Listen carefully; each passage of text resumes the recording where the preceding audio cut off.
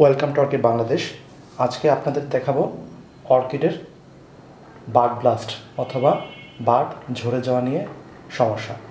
আপনারা অনেকেই জানিয়েছেন যে অর্কিড ফুল কলি আসার পর নতুন কলিগুলো ঝরে পড়ে যাচ্ছে অথবা শুকিয়ে যাচ্ছে।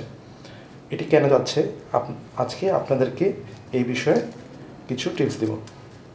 তবে আপনারা যারা চ্যানেলটি এখনও সাবস্ক্রাইব করেননি অথবা আপনারা যারা চ্যানেলের বেল আইকনে টিপে দেননি তারা চ্যানেলটি সাবস্ক্রাইব করুন এবং বেল আইকনে টিপে দেন। তাহলে যেটা হবে, নতুন এপিসোড আসার সঙ্গে সঙ্গে আপনার কাছে একটি নোটিফিকেশন চলে আসবে।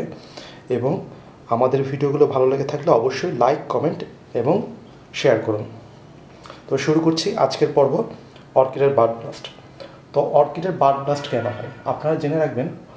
অর্কিডের যখন ফুল আসে, তো ফুল আসার সময় এই যে দেখেন নতুন ফুলটি এসেছে, এটি মাত্র 3 দিন হয় ফুটেছে এবং এই ফুলটি অলমোস্ট 3-4 উইক হয়ে গিয়েছে। এই জন্য কালার একটু শিফট করে ইয়েলো গোল্ড টাইপের হয়ে গিয়েছে এবং এটা এখনও রেড আছে।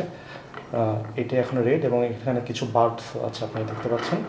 এবং এটা যদি দেখেন, এটাতে একদম বার্ড আসছে এখনও। তো আপনারা কীভাবে অর্কিডের সবগুলো বার্ড ফুটতে সাহায্য করবেন কলিগুলো? তো এটার জন্য যেটা করতে হবে, অর্কিডটিকে আপনার যেখানে আছে সেখান থেকে সরানো যাবে না। আপনার যদি ঘন ঘন স্থান পরিবর্তন করেন তাহলে যেটা হয় অনেক সময় অর্কিডের বার্ড ঝরে যেতে পারে। আরও একটি কারণে ঝরে যেতে পারে, যদি আপনার পানি ঠিক মতো দেওয়া না হয়। আপনার যে মিডিয়াটি আছে, এই মিডিয়াটি যদি বেশি শুকিয়ে যায় অথবা বেশি পানি হয়ে যায়, ওই ক্ষেত্রেও আপনার অর্কিডের যে ফুলগুলো আছে ফুলগুলো ঝরে যাবে এবং কলিগুলো পড়ে যাবে। কারণ আপনাদেরকে আগে বলেছি এই পার্টটা খুবই সেন্সিটিভ এবং অর্কিডের যদি পানি কম বেশি হয় তবে প্রথমে অর্কিড যেটা করে, সে নিজেকে বাঁচানোর জন্য ফুলগুলি ফেলে দেয় এবং সার্ভাইভিং মোডে চলে যায় প্লান্টটিকে বাঁচানোর জন্য। তো আরও একটি কারণে হয়ে থাকে, সাডেনলি যেটা টেম্পারেচার যদি চেঞ্জ হয়ে যায়। আপনার হঠাৎ এখন আছে ধরেন তাপমাত্রা 20 ডিগ্রি সেলসিয়াস শীতের দিন, কিন্তু কোনো কারণে আপনার দুপুরবেলা টেম্পারেচার উঠে গেল 30-40 ডিগ্রি। তো এই সাডেন যে টেম্পারেচার চেঞ্জ, এটার কারণেও আপনার বার্ডগুলো ঝরে যেতে পারে। তবে এই কারণে বার্ড ঝরার সম্ভাবনা খুবই কম। কারণ হচ্ছে যে এই ধরনের টেম্পারেচার চেঞ্জ সাধারণত হয় না আমাদের দেশে, কিন্তু ফেব্রুয়ারির পরে থেকে মার্চের দিকে এই ধরনের সমস্যা হতে পারে। তবে সবচেয়ে বড় সমস্যা যেটা হয়, আমরা যদি প্লান্টটিকে এসি ভেন্টের কাছে রাখি অথবা পাশে যদি কোনো বাসার যদি রান্নাঘর থাকে এবং রান্নাঘরের যে ভেন্ট থাকে, যে কিচেন হুড অথবা এক্সস্ট ফ্যান, ওই ভেন্ট দিয়ে যদি গরম বাতাসটা আসে এবং আপনার বারান্দায় যেখানে অর্কিডটি আছে অথবা বাসার যে পার্টে আছে ওখানে যদি ডাইরেক্ট ওই ভেন্টের গরম বাতাসটা আপনার অর্কিডে লাগে, তাহলে বার্ড কিন্তু ঝরে যেতে পারে। ইউজুয়ালি প্লান্টের কিছু হয় না, কারণ এই টাইপের থিক লিভের প্লান্টগুলো সাধারণত তেমন একটা ক্ষতি হয় না। কিন্তু আপনার যেহেতু ফুলটা খুবই সেন্সিটিভ থাকে তো কোয়ালিটি ঝরে যেতে পারে। তো আপনারা অবশ্যই খেয়াল রাখবেন আপনার গাছটি যেখানে আছে এটার আশেপাশে যেন কোনো ধরনের এসির ভ্যান্ট অথবা আপনার বাসার এসিটি যেখানে রাখবেন ওটা ডাইরেক্ট অপোজিটে প্লান্ট রাখবেন না।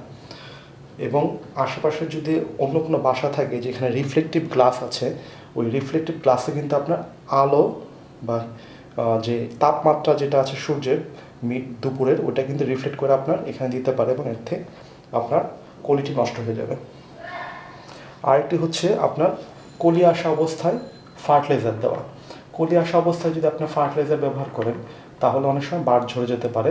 কিন্তু অর্কিড ফার্টিলাইজার, যেটা স্পেশালি ব্ল্যান্ড ফর অর্কিড, এটার জন্য কিন্তু হওয়ার সম্ভাবনা খুবই কম যদি আপনি পরিমিত মাত্রায় যেটা আপনার ইনস্ট্রাকশন অনুযায়ী প্রয়োগ করেন। কিন্তু অধিকাংশ ক্ষেত্রে যেটা হয়, আমরা যেটা নর্মাল ফার্টিলাইজারগুলো ব্যবহার করি অসমোকোড বা অন্য টাইপের, ওইগুলোতে অনেক সময় বার্ড ঝরে যেতে পারে।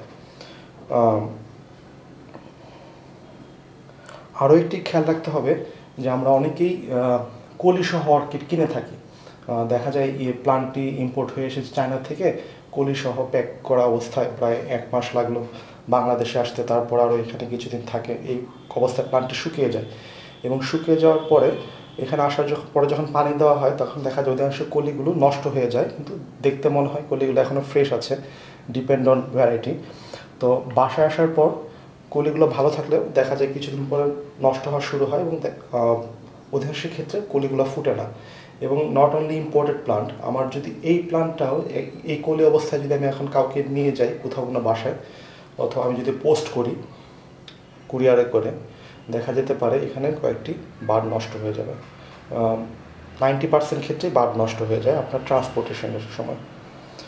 তো আরও কিছু কারণে বার্ড নষ্ট হতে পারে, যেমন আপনার পোকামাকড়ের আক্রমণ। আপনারা অবশ্যই খেয়াল রাখবেন বার্ডস কলির আশেপাশে কোনো রকমের সাদা জিনিস আছে কিনা, অথবা খয়েরি রঙের পোকা আছে কিনা, যেটা হয় মেলিবাগ অথবা স্কেল টাইপের পোকা। এখান থেকে আপনার রস খেয়ে ফেলে।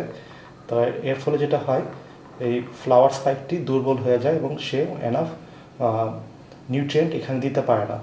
এর ফলে যেটা হয়, কোয়ালিটি নষ্ট হয়ে যেতে পারে। এই সমস্যাগুলো ফুল আসার পরেও হয়, সো আপনারা অবশ্যই খেয়াল রাখবেন। এবং ফুল আসার পরে প্লান্টের টেম্পারেচার এবং পানি দেওয়ার পরিমাণ এবং ফার্টিলাইজার এবং সূর্যের অবস্থান, তিনটাই আপনার খুব ভালো মতো লক্ষ্য রাখতে হবে। পরিমিত পরিমাণে পানি দিবেন, বেশিও দিবেন না, কমও দিবেন না। এবং যদি আপনার এখানে যদি ফ্যান থাকে অথবা এই টাইপের কিছু থাকে, তবে অবশ্যই খেয়াল রাখবেন যেন এটি থেকে দূরে থাকে। কারণ যদি অর্কিড সাধারণত অল্প একটু আলোতে থাকে এবং বাতাসে থাকতে পছন্দ করে, যেখানে বাতাস চলাচল আছে, কিন্তু আপনি যদি ডাইরেক্ট ফ্যান ছেড়ে রাখেন হাই স্পিডে, তাহলে অথবা এসির ভেন্টের সামনে রাখেন, তো অবশ্যই এটি নষ্ট হয়ে যাবে। তো আজ এই পর্যন্তই। অর্কিড বিষয়ক যদি আপনাদের আরও কোনো প্রশ্ন থাকে, আমাদেরকে অবশ্যই আমাদের ইউটিউব কমেন্ট বক্স অথবা আমাদের ফেসবুক গ্রুপে লিখে জানাবেন। এবং আমাদের ভিডিওটি ভালো লেগে থাকলে অবশ্যই লাইক, কমেন্ট এবং সাবস্ক্রাইব করবেন। ধন্যবাদ।